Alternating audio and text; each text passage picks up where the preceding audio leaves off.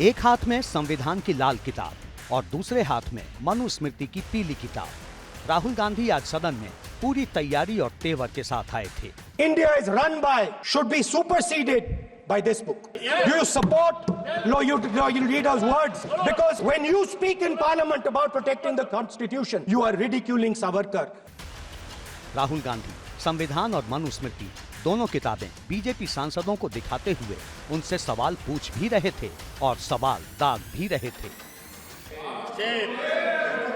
भारत के संविधान के बारे में सबसे बुरी बात तो यह है कि इसमें कुछ भी भारतीय नहीं है। यह आपके नेता ने कहा था, जिसकी आप पूजा करते हैं। संविधान और मनुस्मृति की तुलना करते हुए राहुल गांधी के सियासी सवाल सावरकर तक पहुंच गए। अब बारी थी द्रोणाचार्य और एकलव्य की। महाभारत की ये मशहूर कहानी राहुल गांधी ने कुछ इस अंदाज में बयां की। जब मैं छोटा था, दिल्ली में, स्पीकर सर, दिल्ली के चारों ओर जंगल हुआ करता था। जरा सी जुबान फिसली तो राहुल की किस्सा गोई पर विरोधी सांसद चुटकी लेना नहीं चूके। वैसे ही जंगल में हजारों साल पहले एक युवा, 6-7 साल का युवा, हर रोज सुबह उठ के 4 बजे उठ के एक बच्चा, वाह, बहुत बढ़िया।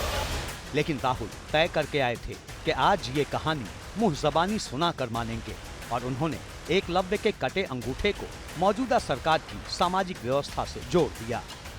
जैसे एकलव्य का अंगूठा काटा गया, वैसे ही आप हिंदुस्तान के युवाओं का, सबका अंगूठा काटते हो। जब आपने अग्निवीर लागू किया तो आपने उन युवाओं की उंगली काटी। जब आप पेपर लीक कराते हो, 70 बार आपने पेपर लीक करवाया है, तब आप हिंदुस्तान के युवाओं के अंगूठा काटते हो। संविधान पर शुरू हुई राहुल गांधी की स्पीच सावरकर, द्रोणाचार्य और एकलव्य से होते हुए अदानी तक पहुंच गई। उन्होंने अग्निवीर योजना और पेपर लीक कांड का जिक्र करते हुए केंद्र सरकार पर अदानी वाला आरोप फिर से चस्पा कर दिया। दिल्ली के बाहर आपने किसानों पर टीयर गैस चलाया है, आपने किसानों पर लाठीचार्ज किया है।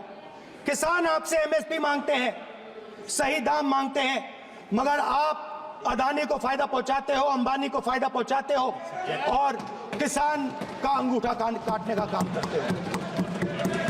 देखिए, सरकार पर वार शुरू हुआ तो बढ़ता ही गया। राहुल गांधी की लिस्ट में अगला नाम हाथरस गैंगरेप कांड का था। जिन्होंने गैंगरेप किया वो बाहर घूम रहे हैं और लड़की का परिवार अपने घर में बंद है।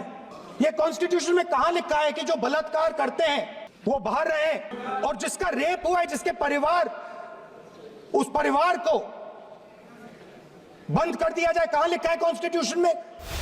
हाथरस से होते हुए राहुल गांधी संभल पहुंचे और मौजूदा सरकार पर देश में धार्मिक आधार पर भेदभाव करने और सांप्रदायिक उन्माद फैलाने का आरोप लगाना नहीं भूले।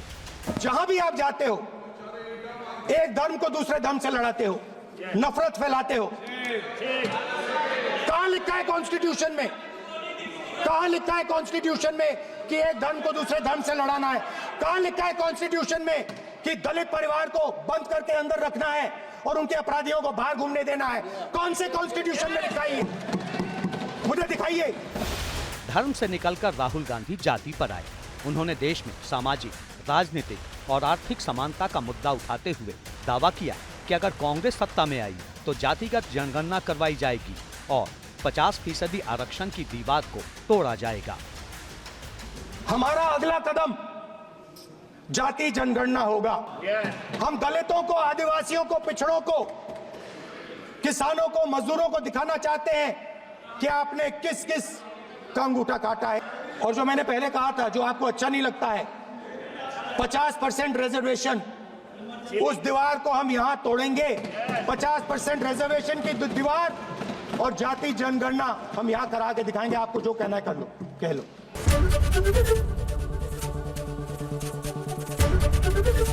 एबीपी गंगा, खबर आपकी, जुबान आपकी।